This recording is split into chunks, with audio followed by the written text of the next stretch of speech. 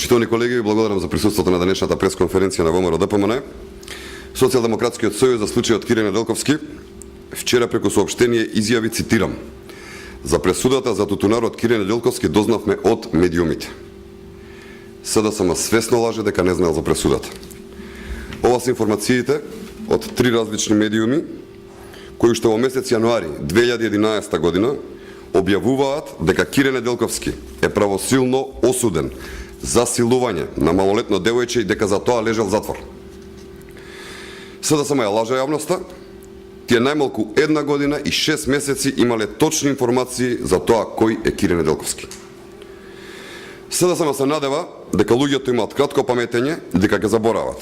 Фатени се на дело како штитат човек осуден за силување на малолетно лице. Најстрашното е што сега дури откако медиумите објавија и објавија самата пресуда за силување, Социјалдемократскиот сојуз се криеше и молчеше цели 4 дена. Требаше да стигне осудата од детската амбасада, од експертската јавност и од граѓаните, за да конечно Социјалдемократскиот сојуз излезе со соопштение. Но и во тоа соопштение излажаа дека не знаеле кој е Кире Неделковски. Дополнително, тие се извинија поради ангажирање во партиските органи на човек осуден за силување. Тоа е преседант политичка партија да штити силувач. Ова е доказ дека од Социјалдемократскиот сојуз се спремни да се здружат и со ѓаволот ако треба, само да дојдат на власт.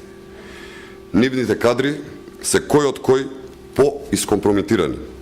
Од луѓе осудени за криминал до стари транзицијски кадри, а врвоте во партијата прибираат и луѓе осудени за силување.